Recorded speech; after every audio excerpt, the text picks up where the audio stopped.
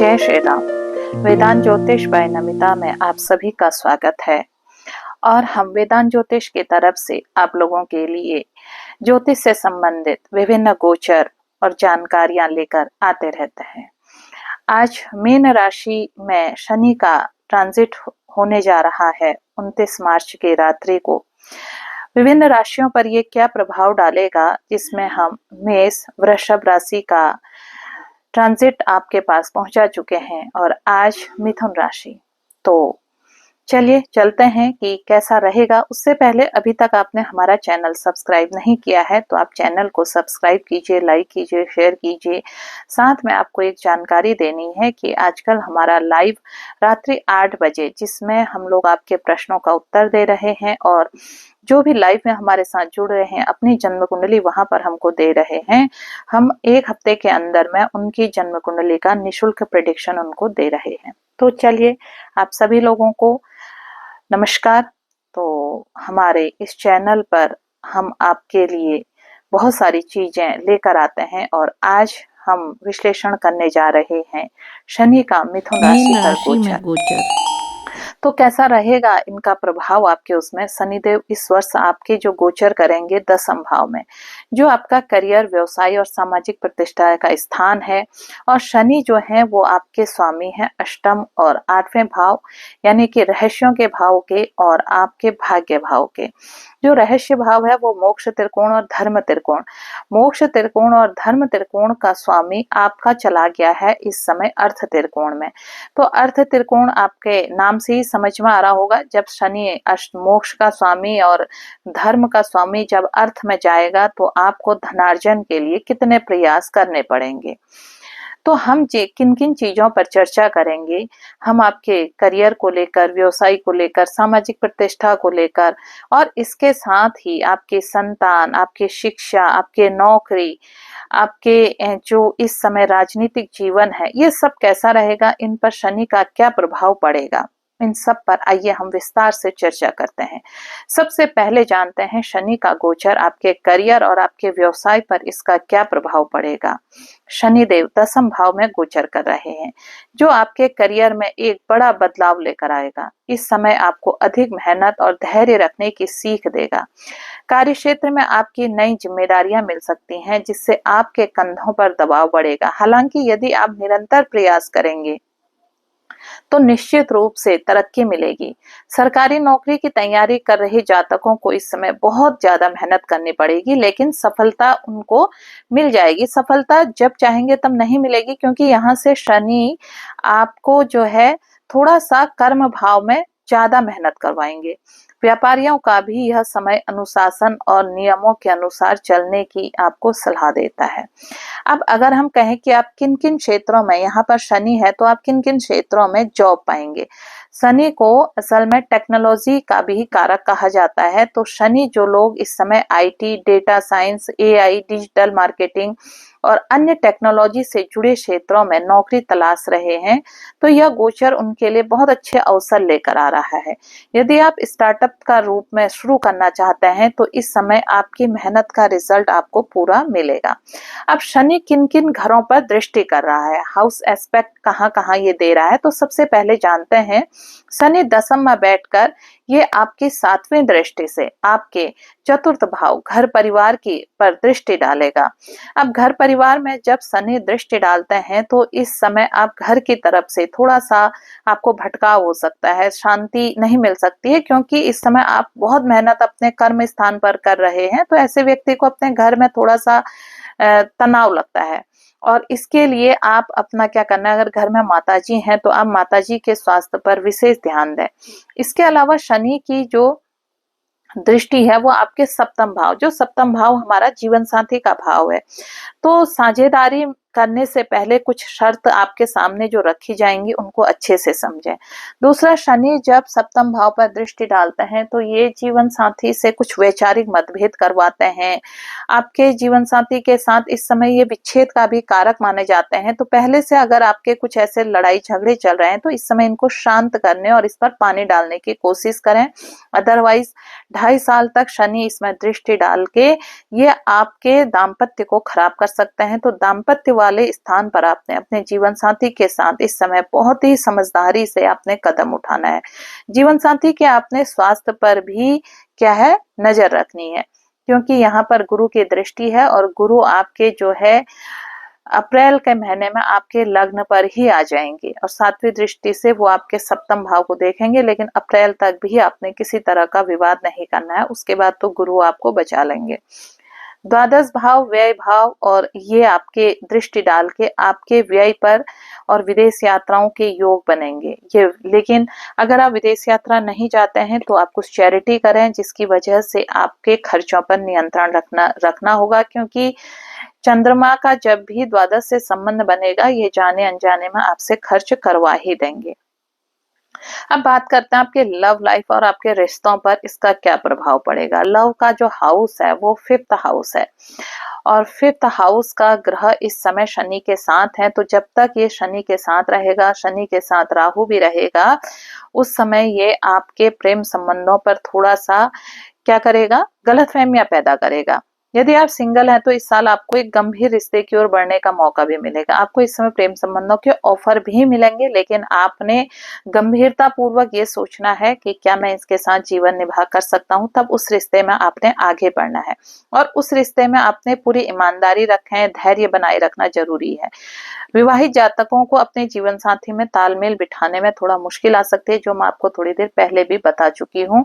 अब आपने कर्म स्थान पर इस समय शुक्र उच्च का भी है, जैसे ही शनि यहाँ पर आएंगे आपके अगर कर्म स्थान पर कुछ मैरिटल इश्यूज चलते हैं, कहीं कुछ इस तरह के अफेयर चलते हैं, राहु वहां पर भ्रम पैदा करेगा और भ्रम पैदा करने के दौरान आपके अफेयर वगैरह बनते हैं तो जैसे ही शनि का दंड चलेगा तो वह आपको वहां पर बदनामी भी दे सकता है। कब, जब सूर्य, अभी तो सूर्य यहीं पर है, लेकिन जब सूर्य आपके चतुर्थ भाव में आएंगे और शनि पर दृष्टि डालेंगे उस समय ये सब चीजें हो सकती हैं। सूर्य चतुर्थ में कब आएंगे, जब आपके ये कन्या राशि में आएंगे, उस समय की स्थिति हम आपको बता रहे हैं।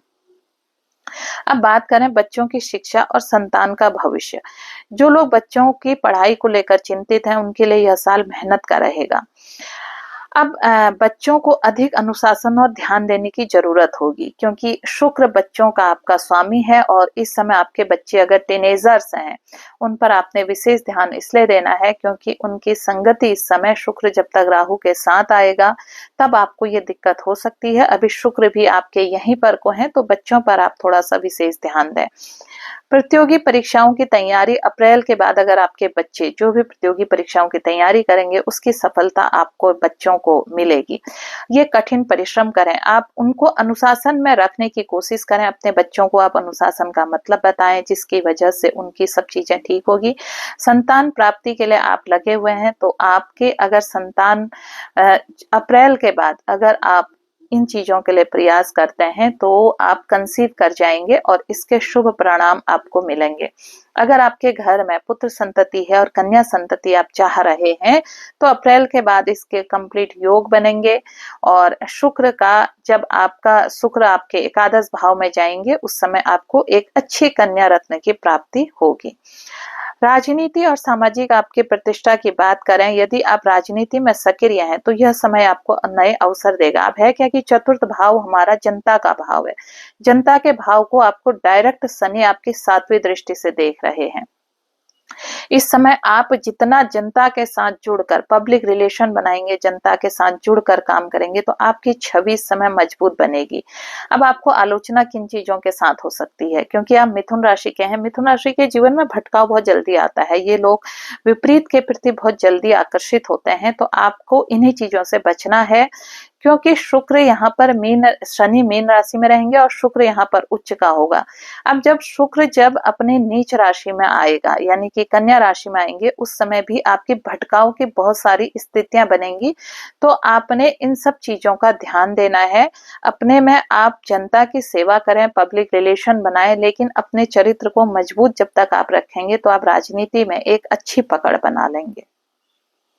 आपकी हम अगर वित्तीय स्थिति की बात करें, आपकी फाइनेंस क्या रहेंगे, आपको कहां से अर्थ लाभ हो सकता है। आपका संचित धन का जो स्वामी है वो चंद्रमा है और चंद्रमा पूरे महीने भर हर राशि में ट्रांजिट करता है। और अगर हम आपके लाभ भाव का स्वामी देखें जो आपका मंगल है, लाभ का स्वामी मंगल अभी इस समय आपके जो है वो पराक्रम में गया है। अब आप इस समय जब ये आपके चौथे भाव में आएगा, चौथे भाव में मंगल आता है, तो ये आपको अच्छी चीजें भी देगा, क्योंकि अभी तो मंगल आपकी ही राशि में गोचर कर रहा है, और जब ये कन्या राशि में आएगा उस समय आपको जमीन इत्यादि से भी निवेश दे सकता है। इस समय भी देगा क्योंकि ये लग्न में आपके बैठा है, चौथी दृष्टि आपके चतुर्थ भाव पर डाल रहा है, तो आप फाइनेंस के लिए निवेश अच्छे से करें। अगर आप कोई जमीन इस समय ले रहे हैं, तो जमीन, क्योंकि मंगल आपके उसमें बहुत ज्यादा कारक नहीं है, तो ये आपको, राहु की भी चतुर्थ भाव में दृष्टि है, तो कुछ विवादित जमीन, तो बड़ी बुद्धिमानी से आप जमीन में निवेश करें पैसा। तो अब कुल मिलाकर 2025 में आपने जितना भी इन्वेस्टमेंट करना है उसमें अपने बुद्धि के दरवाजे खुले रखने हैं, और अपने गोचर को ध्यान में रखते हुए आपने इन सब चीजों पर इन्वेस्टमेंट करना है। बात करते हैं आपका हेल्थ इश्यूज पर। हेल्थ में क्या रहेगा कि सारे जितने भी इस समय वो हैं आपके ग्रह, ये दशम में आ गए हैं, यहाँ से आपके ये माताजी के स्वास्थ्य को बड़ी दिक्कत दे सकते हैं।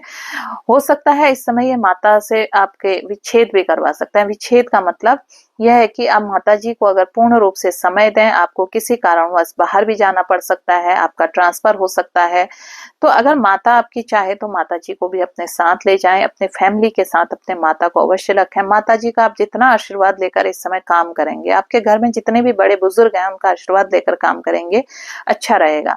मानसिक तनाव इस समय आपका घर में बना रहेगा, कुछ कलेश आपके घर में हो सकते हैं, इन कलेशों को ध्यान रखें, आप अपना योग और मेडिटेशन करें जिससे आप इससे मुक्त रहेंगे। अब हम बात करें कि आपने इन सब चीजों से बचने के लिए उपाय क्या करना है। हमने आपकी सारी चीजों की बात कर ली है, नौकरी की बात, बच्चों की शिक्षा की बात, आपके करियर की बात। बाकी अगर आपको कुछ और चीजें भी हमसे पूछनी होंगी, आप हमें कमेंट के माध्यम से पूछ सकते हैं। अब ये गोचर हम और बेहतर कैसे बनाएं, क्या इस गोचर में करें जिससे इस गोचर का हमें लाभ अच्छा मिले। आप अष्टम भाव में के शनि हैं, और शनि आपके कर्म भाव में है। एक चीज आपको बता दूं, आप कुछ अपने रहस्यों को गुप्त रखें। आप जैसे ही दूसरों को अपने रहस्य बताएंगे तो उनसे पर्दा उठा नहीं और आपका काम बिगड़ा नहीं। काम होने तक अपनी चीजों को आप गुप्त रखें। हर शनिवार को दिव्यांग लोगों को भोजन कराएं। शनि मंत्र ओम सन शनिश्चराय मंत्र का जाप करें। पीपल के पेड़ पर जल अर्पित करें। सरसों के तेल का दीपक जलाएं। गरीब और जरूरतमंदों की सहायता करें। आप हर मंगलवार को पीपल वृक्ष के नीचे बैठ के या पीपल वृक्ष के पास जाके आप हनुमान चालीसा पढ़ें। आप शनिवार के दिन पीपल के पत्तों की माला में राम राम लिखकर आप हनुमान जी को पहनाएं। इससे आपके सारे रुके हुए काम बनने लग जाएंगे। 2025 में शनि का गोचर मिथुन राशि के लिए एक बहुत मेहनत और अनुशासन का ये आपके लिए समय रहेगा। आप जितना अनुशासन में रहकर इस दौरान धैर्य और ईमानदारी से काम करेंगे तो आपको सफलता जरूर मिलेगी। तो अगर आपको हमारी यह जानकारी उपयोगी लगी तो आप हमारे चैनल को लाइक करें, शेयर करें, सब्सक्राइब करना न भूलें, और हमारे अगले वीडियो आपके पास इसी तरह पहुंचते रहेंगे। बहुत सारी जानकारियां हमारे YouTube में है शनि का पूरा देखने के लिए, गोचर देखने के लिए कि शनि इस गोचर में किन किन नक्षत्रों में जाएंगे, उन नक्षत्रों में यह हमें क्या लाभ देंगे, उसका लिंक डिस्क्रिप्शन बॉक्स में दिया गया है। आप लिंक के डिस्क्रिप्शन के लिंक के माध्यम से हमारे अन्य वीडियोस तक भी आप पहुंच सकते हैं। फिर मिलते हैं एक नए वीडियो में नई जानकारी के साथ। तब तक आप सभी को नमस्कार, धन्यवाद, जय श्री राम।